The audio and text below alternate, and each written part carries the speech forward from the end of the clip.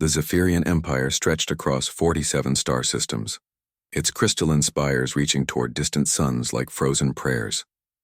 At its heart lay the sacred palace of eternal bloom, where Princess Lirelai lived in isolation that had lasted 300 human years.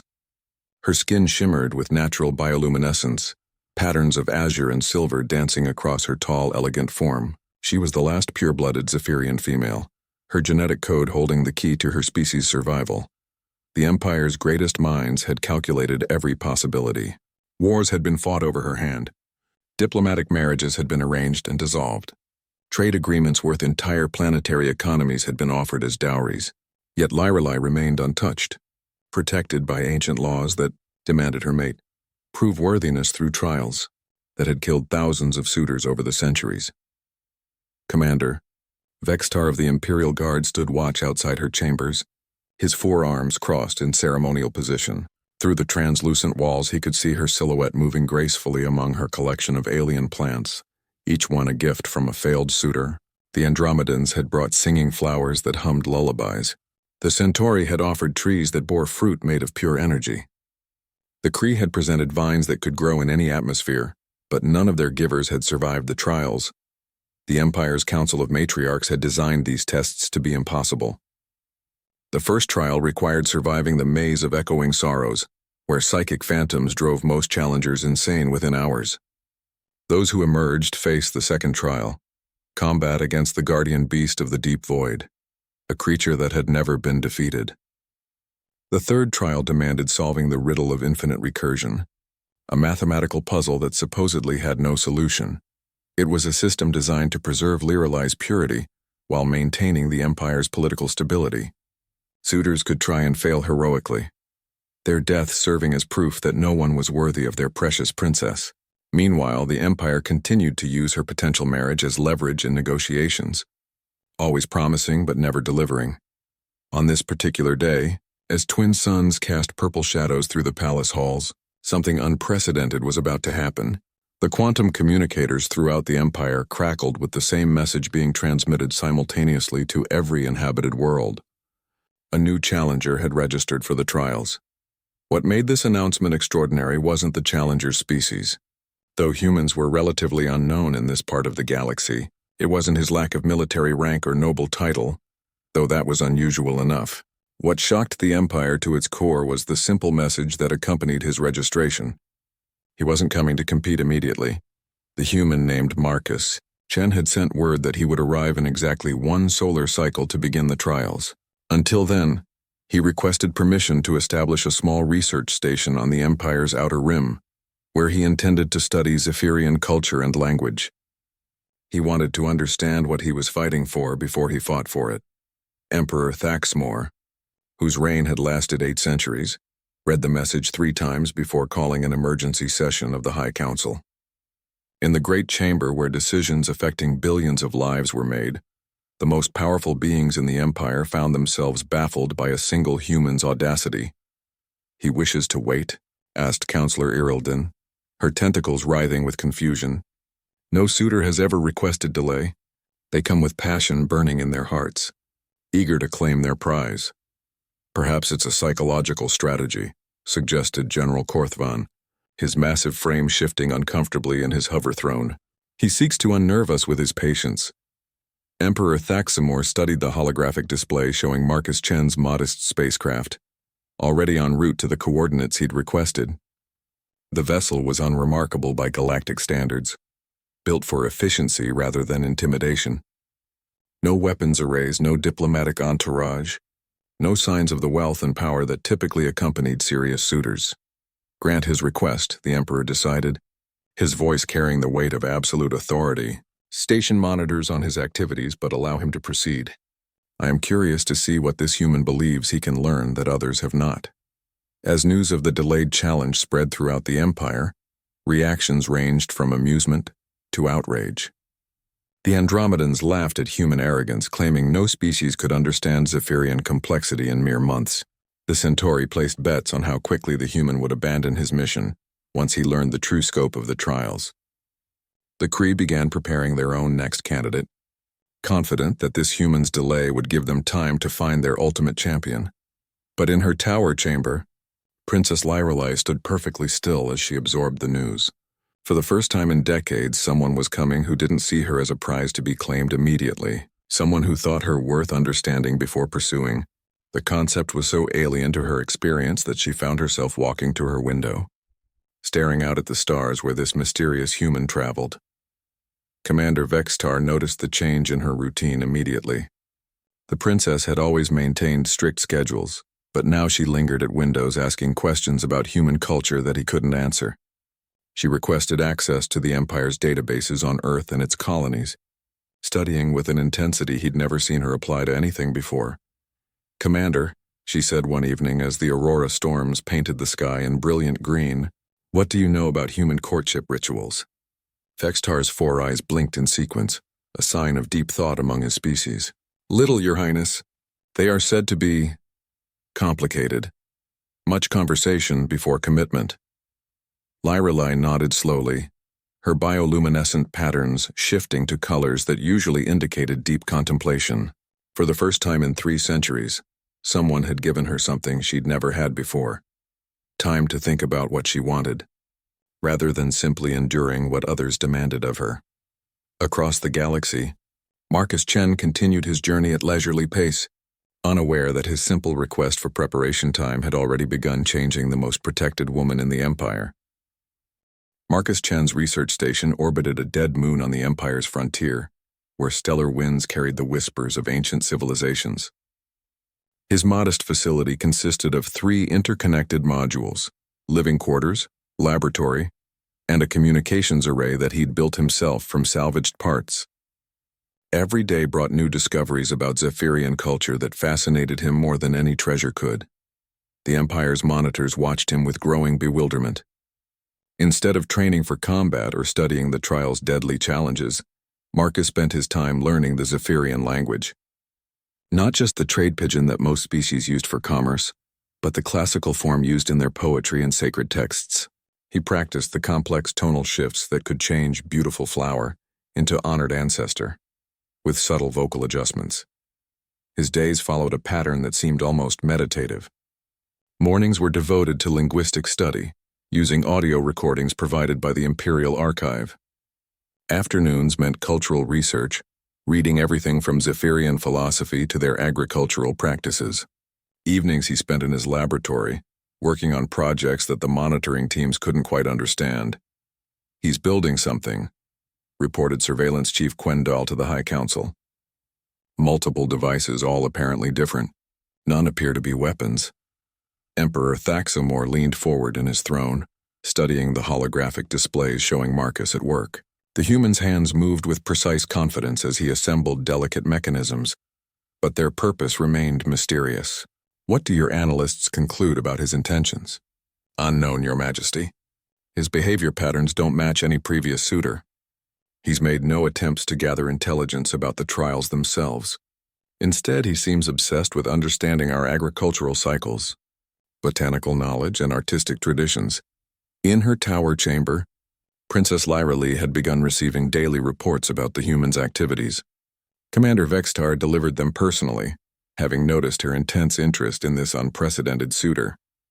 She studied each update carefully, trying to understand what Marcus Chen was really seeking. "He spent 6 hours yesterday learning about the festivals of growing time," she mused, reviewing the latest surveillance data. "Why would a warrior study our planting celebrations?" "Perhaps it's strategy, Your Highness," Vextar suggested. "Some form of psychological preparation." But Lyrelei wasn't convinced. She'd watched dozens of suitors prepare for the trials, and their methods always involved combat training, tactical analysis, or seeking ways to bypass the challenges entirely. Marcus Chen was doing something completely different, and that difference intrigued her more each day.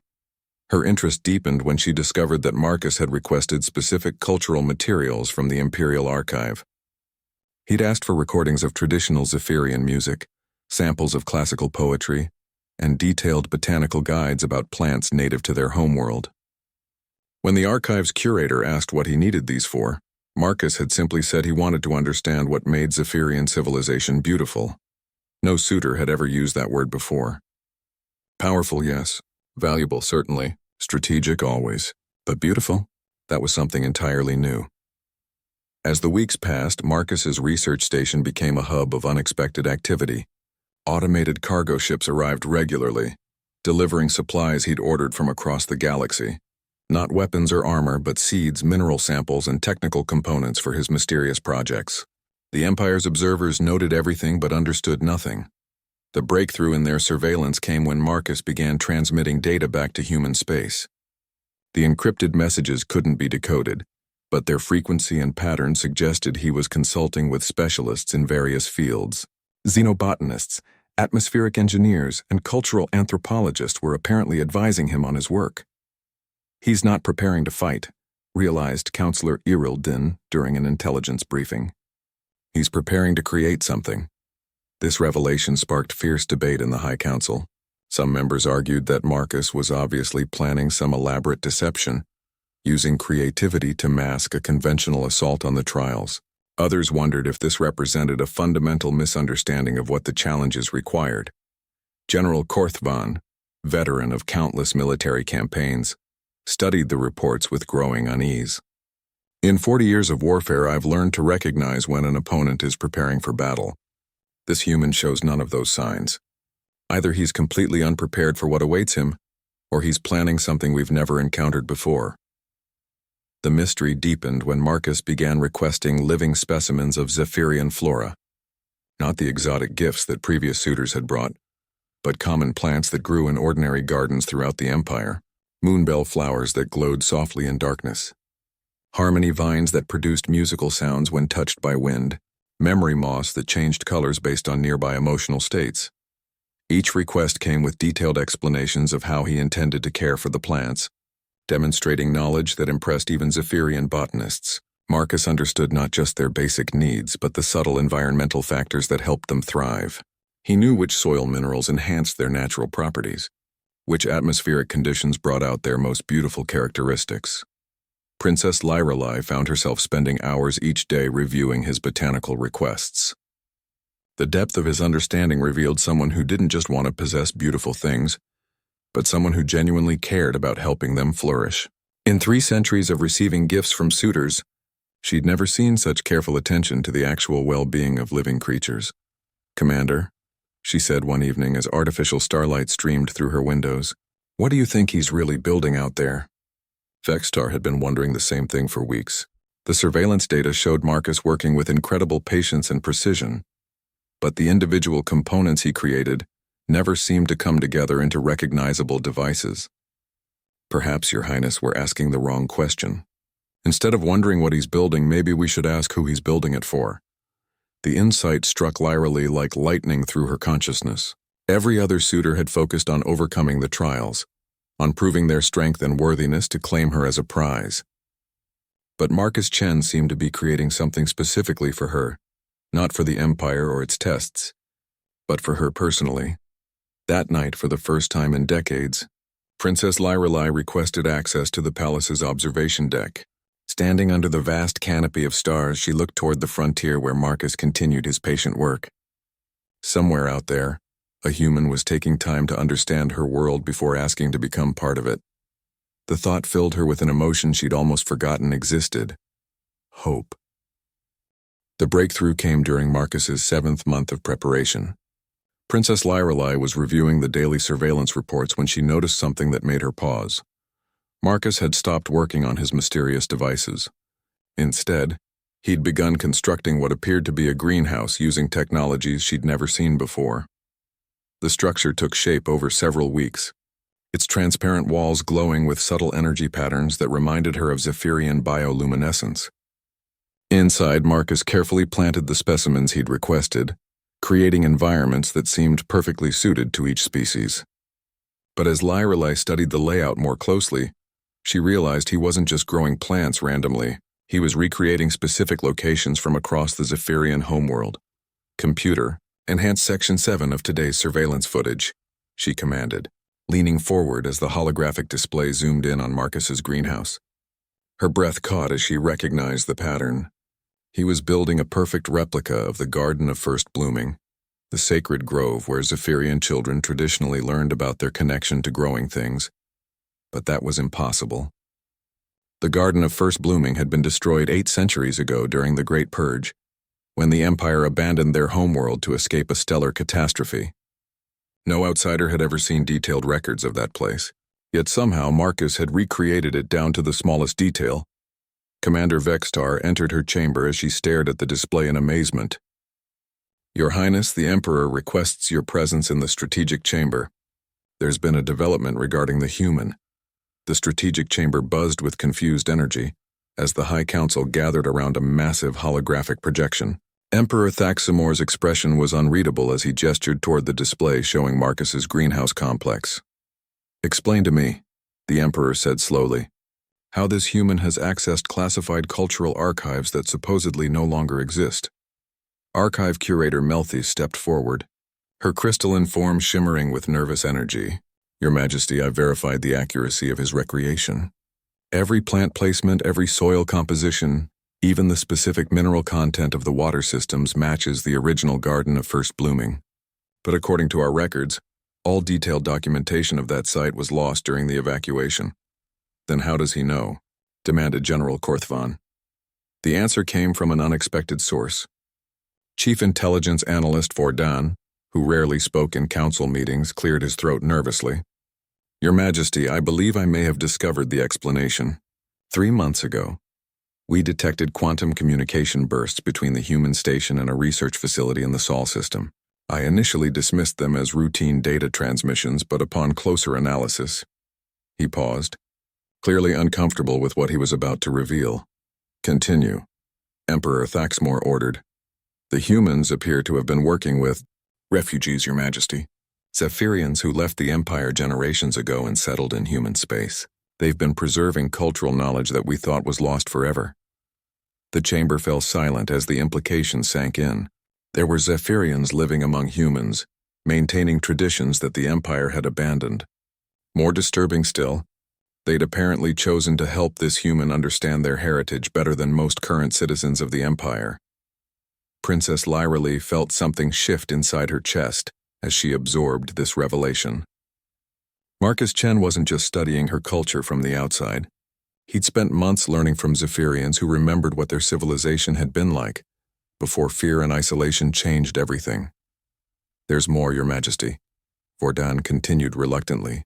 "The refugee communities report that Marcus Chen approached them not as a conqueror seeking intelligence, but as a student asking for guidance. He told them he wanted to understand Zephyrian beauty, not to exploit it, but to honor it properly." Emperor Thaxamor rose from his throne, his massive form radiating the kind of controlled fury that had once conquered star systems. "You're telling me that there are Zephyrians in human space who know more about our traditions than we do?" "It appears so, Your Majesty. They've maintained cultural practices that we abandoned for security reasons. They still celebrate the festivals of growing time. They still teach children the old songs about plant consciousness. They still believe in the spiritual connection between Zephyrians and growing things." As the council erupted in heated debate about security implications and cultural preservation, Princess Lyralee quietly slipped away. She returned to her chambers with her mind racing, finally understanding what Marcus was really trying to accomplish. He wasn't preparing to conquer the trials through strength or cunning. He was preparing to demonstrate that he understood what Zephyrian culture truly valued, not power or dominance, but growth and beauty and the patient nurturing of life. He was building something that honored her heritage instead of simply trying to claim her as a prize. That evening, Princess Lyralee did something unprecedented. She opened a private communication channel to Marcus's research station. For the first time in 3 centuries, she initiated contact with one of her potential suitors. The connection took several minutes to establish across the vast distance. When Marcus's face finally appeared in the holographic projection, Lyralee was surprised by what she saw. She'd expected someone young and aggressive, like most challengers. Instead, she found herself looking at a man in his 40s with gentle eyes and calloused hands that spoke of years spent working with growing things. "Princess Lyralee," Marcus said, his pronunciation of her name perfect despite the complex tonal requirements. "I'm honored by your contact, though I must admit I'm surprised. The Imperial Protocol suggests that communication before the trials is forbidden. Many things about your approach have surprised the Empire," Lyralee replied, studying his face for signs of deception. I wanted to understand what you're really trying to accomplish. Marcus was quiet for a moment, his expression thoughtful. I'm trying to prove that I understand what I'm asking for. Every other suitor has approached this as a conquest, but that's not what partnership should be. If I'm going to ask someone to share their life with me, shouldn't I first understand what makes their life beautiful? The garden of first blooming, Lirelai said softly. How did you know to recreate it? Elder Silmani described it to me, Marcus replied. She was just a child when her family left the homeworld, but she remembered every detail. She said it was the place where young Zephyrians learned that life is about helping beautiful things grow, not just possessing them. Lirelai felt tears forming in her eyes as she realized the truth. This human had spent months learning not just about her culture, but about the best parts of her culture. The parts that the Empire had forgotten in its focus on power and protection. Marcus Chen, she said formally, I grant you permission to continue your preparations. When you're ready for the trials, I'll be interested to see what you've learned. As the connection ended, Princess Lirelai stood alone in her chamber, feeling something she'd never experienced before. Genuine excitement about meeting one of her suitors. For the first time in 3 centuries, someone was coming who might actually understand her. The solar cycle neared its end, and throughout the Empire, anticipation built to unprecedented levels. Never before had a challenger's arrival been awaited with such intense curiosity. Betting pools operated illegally in the outer systems, with odds ranging from Marcus Chen dying within hours to somehow completing all 3 trials. Most gamblers favored the former. Marcus spent his final weeks completing his greenhouse complex and finalizing the devices he'd been building throughout his preparation period. The Empire's monitors had identified 7 distinct mechanisms, each one incorporating technologies they couldn't quite understand. Human engineering had always been considered primitive by galactic standards, but these devices suggested innovations that impressed even Zephyrian scientists. The quantum resonance patterns are unlike anything in our databases, reported Chief Science Advisor Teklam to the High Council. The human appears to have developed entirely new approaches to energy manipulation, not more powerful than our technology, but different, as if he's solving familiar problems from completely unexpected angles. Emperor Thaxmore studied the technical analyses with growing unease. Every aspect of Marcus Chen's preparation challenged the Empire's assumptions about how the trials should be approached. Where previous challengers had focused on combat readiness and puzzle-solving abilities, this human seemed to be preparing for something entirely different. Has anyone determined what these devices actually do? The Emperor asked. Not precisely, Your Majesty. The energy signatures suggest they're designed to enhance biological growth rates and optimize environmental conditions for plant life. But the complexity far exceeds what such simple functions should require. Princess Lirelai had been monitoring these technical discussions with growing fascination. She'd begun to suspect that Marcus's devices weren't designed to help him survive the trials at all. They were designed to demonstrate something specific about human capabilities and intentions. 3 days before Marcus's scheduled arrival, she made another unprecedented decision. She requested permission to observe the trials personally. For 3 centuries, she'd remained safely isolated in her chambers, while challengers died attempting to win her hand. This time, she wanted to witness what happened herself. The request sent shockwaves through the imperial hierarchy. The trials had been designed partly to protect the princess from witnessing violence and failure. Allowing her to observe directly would require massive security arrangements and break traditions dating back millennia. Absolutely not, declared Security Chief Zanmore during the emergency council session. The princess's safety cannot be guaranteed in the trial chambers. The psychic energies alone could damage her neural patterns. But Princess Lirelai had inherited her ancestors' royal stubbornness along with their throne. I've spent 300 years accepting other people's decisions about my life. This time I choose to see for myself what someone is willing to endure for the chance to know me. Emperor Thaxmore found himself in an impossible position. Refusing his heir's request would demonstrate weakness, but granting it would establish dangerous precedents. After hours of debate, he reached a compromise that satisfied no one but offered the least political damage. The princess may observe, he declared, but only from the secured viewing chamber, with full psychic shielding and an emergency extraction team standing by. If the human fails in the first trial, the observation ends immediately. As preparations for Marcus's arrival intensified, word of the princess's unprecedented decision spread throughout the empire. Citizens who'd never cared about the trial suddenly found themselves glued to news feeds. The idea of their protected princess choosing to witness the challenges personally transformed the event from a routine political theater into something approaching a cultural phenomenon. On the designated day, Marcus Chen's modest spacecraft approached the imperial capital system with none of the fanfare that usually accompanied serious challengers. No escort fleet, no diplomatic entourage, no demonstration of military might. Just a single ship transmitting proper identification codes and requesting permission to land. The landing bay had been prepared for his arrival with excessive security measures. Hundreds of guards surrounded the designated platform, while sensor arrays monitored for any sign of deception or hidden weapons.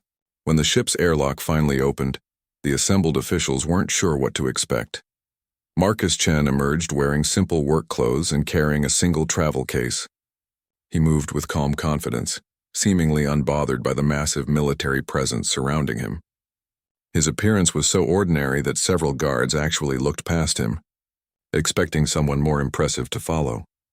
"I am Marcus Chen," he announced in perfect classical Zephyrian, his voice carrying the formal tones reserved for addressing royalty. "I come to request an audience with Princess Lyrelai and permission to attempt the trials of worthiness." Protocol demanded an immediate escort to the ceremonial preparation chambers, where challengers traditionally spent 3 days in meditation and fasting. Marcus accepted the arrangements without question, though he made one unusual request: permission to tend his greenhouse complex via remote control during the waiting period. "The plants require daily attention," he explained to the bemused officials. "They're living beings, not objects.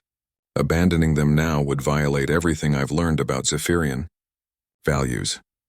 The request was so unexpected that the council had to convene an emergency session to decide whether caring for plants during the ritual preparation period constituted cheating. After much debate, they concluded that devotion to growing things actually aligned with traditional Zephyrian virtues.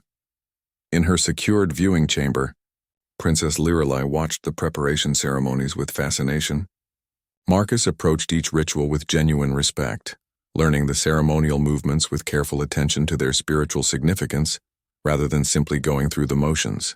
When the traditional blessing of the challenger was performed, he received it with humility that surprised the officiating priests. "He acts like someone who actually understands what he's asking for," she murmured to Commander Vextar, who stood guard beside her observation position. "Indeed, Your Highness. Most challengers view the ceremonies as delays before the real challenges begin. This human seems to consider them equally important." As the 3 days of preparation concluded, anticipation throughout the empire reached fever pitch. The trials would begin at dawn on the 4th day, broadcast across the galaxy as both entertainment and political demonstration. But this time, the audience knew they were about to witness something entirely unprecedented. Marcus Chen had spent a year preparing not just to survive the trials, but to transform them into something no one had seen before. In her viewing chamber, Princess Lyrelai found herself genuinely excited to discover what he'd learned, and what he intended to prove about the nature of worthiness itself. The night before the trials began, she stood at her window looking toward the ceremonial chambers where Marcus meditated. For the first time in 3 centuries, she found herself hoping that a challenger would succeed, not just survive, but show her something she'd never seen before, someone who truly understood what partnership meant. The guardian beast of the deep void had been the Empire's ultimate deterrent for over a millennium. Created through genetic engineering and psychic enhancement, it existed in a state between dimensions, manifesting only when challengers entered its domain deep beneath the palace. No weapon had ever harmed it, no strategy had ever defeated it, and no warrior had ever survived direct combat with its reality-warping abilities. Marcus Chen descended into the beast's chamber, carrying 2 of his mysterious devices, their purposes still unknown to the watching officials. The chamber itself defied normal physics, its walls seeming to extend infinitely in all directions while somehow remaining contained within the palace structure. Strange lights flickered at the edges of perception, and the air itself hummed with otherworldly energy. "He's entering the manifestation zone," reported Guardian Keeper Silvex from the monitoring station. The beast will appear within moments of detecting his presence. In her viewing chamber, Princess Lyrelei watched through specially shielded sensors as Marcus walked calmly into what had been the graveyard of countless heroes. The chamber's psychic distortions made normal observation impossible, but the Empire's most advanced technology could at least track basic movements and energy fluctuations. The guardian beast materialized with its usual terrifying grandeur. 30 feet of crystalline scales and void black energy, it existed partially outside normal spacetime, making it effectively invulnerable to conventional attacks. Its multiple heads turned toward Marcus with predatory intelligence, each one capable of projecting reality distortions that could unmake a person's existence. But instead of preparing for combat, Marcus did something that had never been attempted in the chamber's long history. He sat down and activated both of his devices. The first device projected a holographic display showing the beast's genetic structure, but not as weapons designers might see it. Instead, Marcus's display revealed the creature's biological systems as they related to its emotional and psychological needs. Stress indicators, nutritional deficiencies, and signs of chronic isolation were highlighted in soft blue light. "By the ancient stars," whispered Chief Science Advisor Teklam from the main observation chamber. "He's not analyzing it as an opponent. He's examining it as a patient." The guardian beast paused in its attack approach, apparently confused by this unprecedented response. Its multiple heads tilted at different angles, studying Marcus with what might have been curiosity rather than hunger. The reality distortions that usually preceded its assaults flickered uncertainly, as if the creature couldn't decide what to make of this strange challenger. Marcus activated his second device, which began generating a complex pattern of sounds and electromagnetic frequencies. But these weren't weapons designed to harm the beast. They were communications protocols, based on the research he'd conducted with Zephyrian refugees about how their ancestors had once communicated with enhanced creatures. "Guardian," Marcus said softly, his voice somehow carrying clearly through the chamber's dimensional distortions. "You've been alone down here for so long, trapped between worlds, forced to fight endless battles against people who see you only as an obstacle to overcome. That must be incredibly lonely." The beast's reaction was unprecedented. Instead of attacking, it settled back on its haunches and made a sound that the monitoring equipment had never recorded before. A low, mournful keening that seemed to express centuries of isolation and frustration.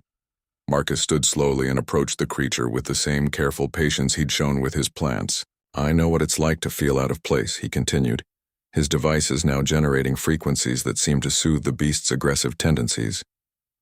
"The Empire created you to be a perfect guardian, but they forgot that even guardians need companionship and purpose beyond just fighting."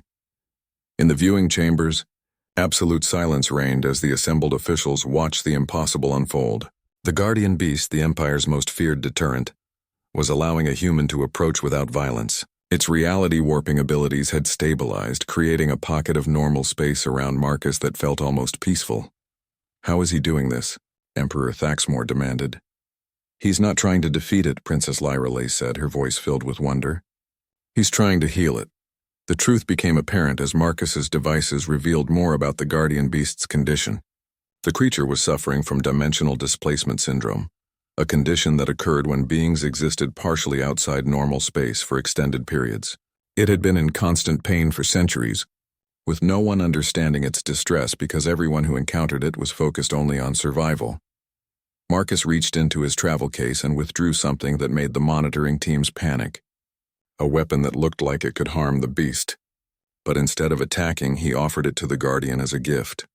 The device was actually a dimensional stabilizer, designed to ease the creature's painful existence between realities. "This will help," Marcus said gently, holding out the stabilizer. "You don't have to hurt anymore, and you don't have to be alone." The guardian beast extended one massive claw and delicately accepted the device. As the dimensional stabilizer activated, the creature's form became more solid, more real, and the constant pain that had driven its aggression began to fade. For the first time in centuries, the guardian beast experienced relief. What happened next would be talked about throughout the Empire for generations to come. The guardian beast, freed from its dimensional agony, began to sing. The sound filled the chamber with harmonies that seemed to resonate with the fabric of reality itself. transforming the space from a place of death into something approaching a cathedral. Marcus sat with the beast for nearly an hour, not as a challenger who had defeated a trial, but as a friend who had offered healing to someone in need. When he finally stood to leave, the guardian beast gently touched his shoulder with one massive claw, a gesture that somehow conveyed gratitude and blessing. "I request permission to proceed to the third trial," Marcus said to the monitoring systems, "and I suggest that the guardian might appreciate regular visits. No one should have to be alone for centuries." As Marcus left the chamber, the guardian beast settled into the most peaceful rest it had known since its creation. The trial that had killed thousands of warriors had been transformed into an act of compassion that would change how the Empire understood the nature of strength. In her viewing chamber, Princess Lyrelei felt tears streaming down her face as she realized the magnitude of what she'd witnessed. Marcus Chen hadn't conquered the trials through superior force or cunning strategy. He'd approached them with the fundamental Zephyrian virtue that the Empire had forgotten in its focus on power, the belief that all living things deserved care and understanding. "Commander," she said to Vextar, who stood beside her in equally stunned silence, "I believe I'm beginning to understand what makes this human worthy." "As am I, Your Highness," Vextar replied. "The question now is whether the final trial will recognize worthiness when it sees it." The riddle of infinite recursion awaited. But Princess Lyrelei found herself more excited than nervous about what Marcus would accomplish there. He'd already demonstrated that the greatest challenges could be transformed through understanding, rather than conquered through force. Whatever the final trial brought, she was certain it would be extraordinary. And for the first time in 3 centuries, she found herself genuinely hoping that someone would succeed in proving their worthiness to know her. The Chamber of Infinite Recursion existed outside normal architecture, its crystalline walls extending upward beyond perception into mathematical infinity. The riddle that had stumped the Empire's greatest minds for centuries hung suspended in the chamber's center, written in equations of living light that shifted and evolved as observers attempted to comprehend them. Marcus Chen entered the chamber carrying the last 3 devices he'd built during his year of preparation. The riddle itself was deceptively simple in appearance, a mathematical proof that seemed to demonstrate its own impossibility, creating logical loops that trapped minds in endless pursuit of a solution that couldn't exist. Thousands of challengers had entered this chamber, seeking to solve the unsolvable. Their remains were recorded in the Empire's archives as cautionary tales about the dangers of intellectual arrogance. The riddle was designed to be impossible, a final barrier to protect Princess Lyrelei from all but the most worthy suitors. But as Marcus studied the equations floating before him, he began to smile. "Computer, record my response to the riddle of infinite recursion," he said formally, addressing the chamber's monitoring systems. In the observation chambers, officials leaned forward with intense curiosity. Previous challengers had spent hours or even days attempting to solve the mathematical puzzle, before being driven to madness by its recursive loops. Marcus seemed prepared to answer almost immediately. "The riddle asks me to prove a negative recursion," Marcus began, his voice clear and confident. "It demands that I demonstrate how something can be both true and false simultaneously, creating an infinite loop that has no resolution. The traditional approach is to seek a mathematical solution that breaks the loop." He paused, reaching for his first device. "But that approach assumes the riddle is actually about mathematics. I believe it's about something far more important, the nature of worthiness itself." Marcus activated the device, which projected a holographic display showing not equations, but growth patterns. Plants emerging from seeds, stars forming from stellar dust, relationships developing from initial meetings into deep partnerships. Every meaningful growth process contains elements of infinite recursion, he continued. A seed becomes a tree that produces seeds that become trees. A star burns hydrogen to create heavier elements that eventually form new stars. A person learns from experience to become someone capable of new experiences.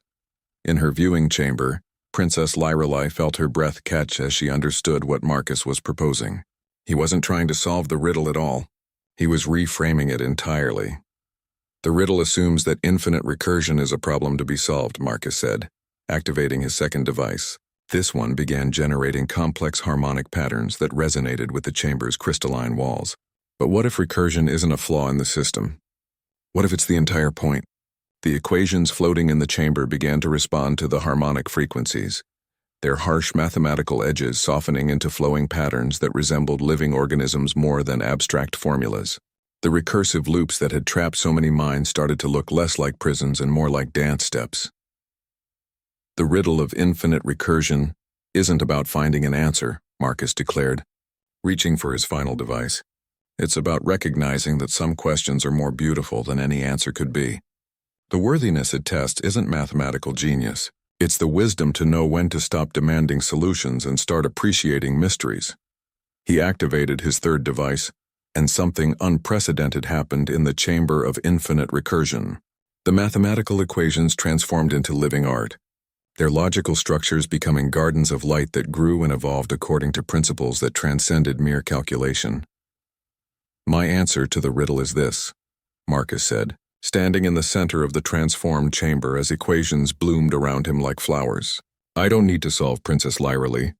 I don't need to possess her or conquer her or prove my superiority over her. I need to appreciate her complexity and spend my lifetime learning to dance with her mysteries." The chamber fell silent as the implications of his words sank in. Marcus hadn't failed to solve the riddle. He demonstrated that the riddle itself was asking the wrong question. In the primary observation chamber, Emperor Thaxmore stood slowly from his throne. "Computer, confirm. Has the challenger completed the third trial?" "Affirmative, Your Majesty," the system responded. "The riddle of infinite recursion has been resolved through redefinition of parameters. And the Guardian protocols? All 3 trials report successful completion.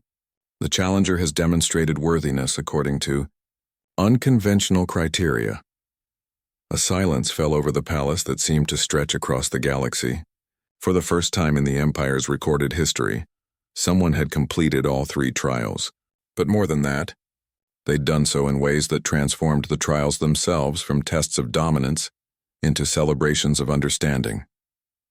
Princess Lyra stood in her viewing chamber with tears streaming down her face, finally comprehending the magnitude of what Marcus had accomplished. He hadn't proven himself worthy of claiming her. He'd proven himself worthy of knowing her. The difference was everything. "Commander," she said to Vextar, her voice trembling with emotion, "I would like to meet Marcus Chen properly, not as a prize to be claimed, but as someone interested in learning what partnership might feel like." The meeting was arranged in the Garden of Living Stars, the palace's most beautiful courtyard where bioluminescent plants created patterns that mirrored the constellations above. Princess Lirelai waited nervously, dressed in traditional robes that highlighted her natural luminescence. When Marcus entered the garden, he moved with the same calm confidence she'd observed throughout the trials. But now she could see the gentleness in his eyes, the patience in his movements, the genuine respect in the way he approached her space. "Princess Lirelai," he said, offering the formal bow appropriate for addressing royalty. "I'm honored to meet you properly." "Marcus Chen," she replied, her own voice formal but warm. "I've watched everything you've accomplished over the past year. I understand now that you weren't preparing to win the trials. You were preparing to meet me." "Yes," Marcus said simply. "I wanted to understand what I was asking for before I asked for it. Partnership isn't something you take. It's something you build together." They talked through the night, sitting among the glowing plants as the garden's light shifted around them like living aurora. Princess Lyrelay found herself sharing thoughts and feelings she'd never expressed to anyone, while Marcus spoke about his life among the stars and his dreams of helping beautiful things grow. As dawn approached, painting the sky in colors that seemed to celebrate their conversation, Princess Lyrelay made a decision that would transform not just her own life, but the future of the entire empire. "Marcus Chen," she said formally, "I accept your proposal of partnership. Not because you conquered 3 trials, but because you showed me what it means to approach challenges with wisdom rather than force. Will you help me learn what it's like to grow together?" "I would be honored, Lyrelay," Marcus replied, speaking her name without titles for the first time. "I have so much to learn about being worthy of someone as remarkable as you."